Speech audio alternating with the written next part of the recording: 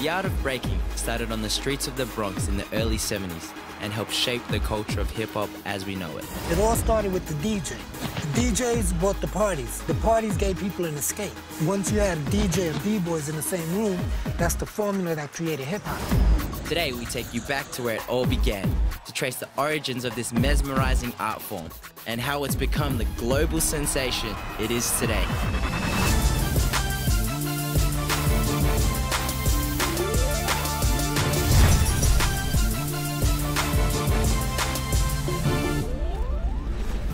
What's up, everybody? My name is Emmanuel, here in New York, chilling on the Brooklyn Bridge.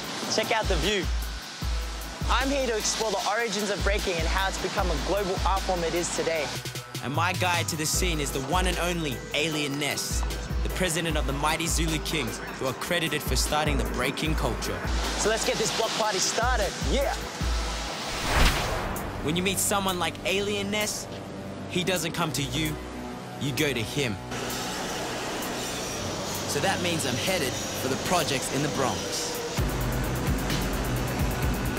This is the guy that was given his B-boy name by Grandmaster Flash and Africa Bambaataa. He's more than qualified when it comes to breaking. Alien Ness has been there from the very start. Mr. Ness has performed with global superstars like the Black Eyed Peas, Run DMC, and Salt and Pepper.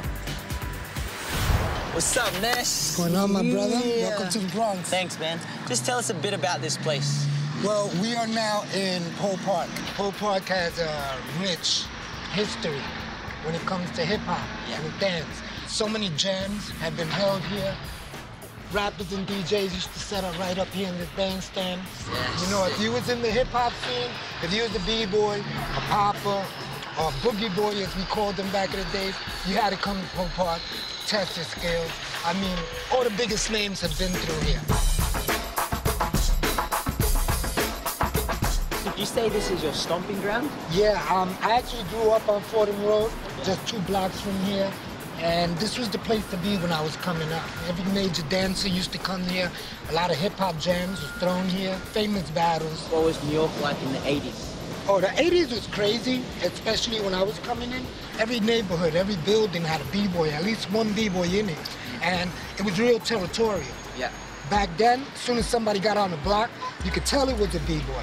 So the tension would already climb. People was waiting for a battle automatically. Nowadays, everybody looks the same. Yeah. Back then, as soon as the B-boy walked into the park or the party, you knew he was a B-boy. Yeah. And you could tell by the way they moved if they came to battle or if they came to chill. It's really the battles that have really made this such a worldwide thing. It's incredible for me to witness it back then.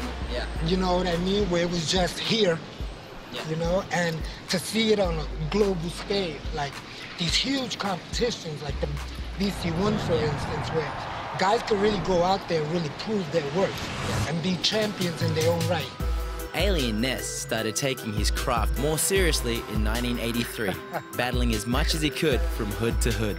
I originally started as a party dancer. Yeah. Back in my days, they had a lot of house parties, a lot of jams.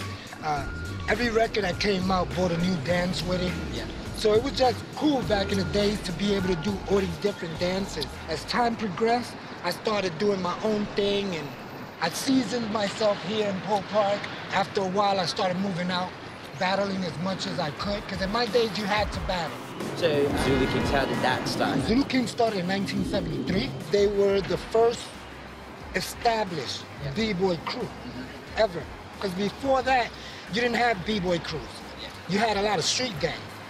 Maybe this gang might have 1 dance or 2 dances, or maybe a lot of these guys in this gang could dance, but there was never really a B-boy crew. Zulu Kings have given birth to some of the best B-boys on the planet. These are people who created moves, head spins, chair freezes, the original footwork shuffle. In Zulu Kings, we have a saying, we battle for meat. If we don't win, we don't eat, you know? So every time we go into a battle, we come for war. You know, we come to win. If we don't win, don't even bother coming home. St. James Park is another important historical part of the breaking scene here in the Bronx. It wasn't as famous as Poe Park, but a lot of influential people came out of this area. Used to come and practice here, hang out here. Far back as the 70s, you had the 7 Deadly Sins. Into the 80s, you had Floor Masters, New York City Breakers, Incredible Breakers. They're all from this area here. So can you tell us the foundations of hip-hop? The foundations of hip-hop was always first about the music, about the DJ. You know what I mean? It all started with the DJ. The DJs bought the parties. The parties gave people an escape from the madness of the Bronx. If it was a good DJ, it would attract B-boys. Yeah. And once you had a DJ and B-boys in the same room, that's the formula that created hip-hop. Even though the Mighty Zulu Kings were founded in 1973, many different people have represented the crew since then. Each generation has brought with it a new wave of members, titles, and means of representation. The Mighty Zulu Kings is now in its 4th generation of leadership, who have helped to popularize and shape the group's image. Original 13 are the first 13 brothers that walked into that freestyle session in 2007 wearing Zulu King patches. Yeah. It was the first time the world has ever seen the Zulu King patch that deep. So many of us, and it was 13 of us. And that's basically who we call the original 13. People like myself, Poe One, K-Mel, Casper, you know, Taekwon, Omar, Smurf, Vix, Phantom, Jules, Hurry C. These brothers are the original 13. Is it hard to get a patch? Yeah, it could take you up to 3 years to get into Zulu Kings, and it could take you maybe another 3 years to earn the patch. Here in the Bronx River Projects is the birthplace of Africa Bambaataa, the man who created the Zulu Nation and the Zulu Kings. This is home to where it all began. In 1973, there was a huge meeting with all the gangs that happened not too far from here at the Boys Club.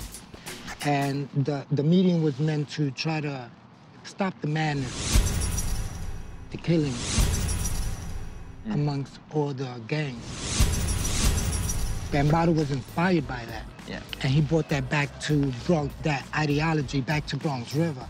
Now in Bronx River at one time, there was probably a different gang in every single building. If you see there's 9 buildings, there was a different gang in every building. So what Bam did in this very building here on the 3rd floor, he started something called the Bronx River Organization. And after a while, word in the neighborhood started getting out, you know, about all these gangs in Bronx River getting together, uniting. And he named it Zulu Nation. Yeah. And coincidentally, the 5 brothers that helped him start all that were all B-boys. Yeah. And they wanted a name to kind of like stand out aside from Zulu Nation, and Bam came up with Zulu Kings. Yeah. Here we are, 40 years later. Being in a crew, like a brotherhood kind of thing, how do you get into like the Zulu Kings? I like to say Zulu Kings don't recruit, Yeah. we recognize. You know, you're either one of us or you're not. Sometimes it's an instant thing. Yeah. Sometimes it's like, okay, we like this guy, let's give him time. It could take years. Rugrat's been my student since 2001. Yeah. He didn't get in Zulu Kings till 2011. It could take a long process. You know, we just are not your average B-boy crew. Knowing the origins of hip-hop and breaking is about more than memorizing facts and dates. The best way for anyone getting into the breaking world is to make sure you have a solid understanding and appreciation of where and how it all began. Learn as much history as you can. A lot of people deny or don't focus on the history of the dance. But when you start learning the history, you start to understand where this really comes from. You start getting a different sense of pride in what you do. You understand? When you know everything that the dance has been through, all its legends, you know what I mean? You get a different sense of pride, a different sense of worth. Yeah. I always suggest that everybody start at the beginning, digging in crates, get as much info as you can. Although the culture of hip-hop is now a global sensation, it's thanks to pioneers and legends like Alien Ness and the mighty Zulu Kings that the heart of hip-hop still beats as strongly in the Bronx as it did when it began all those decades ago.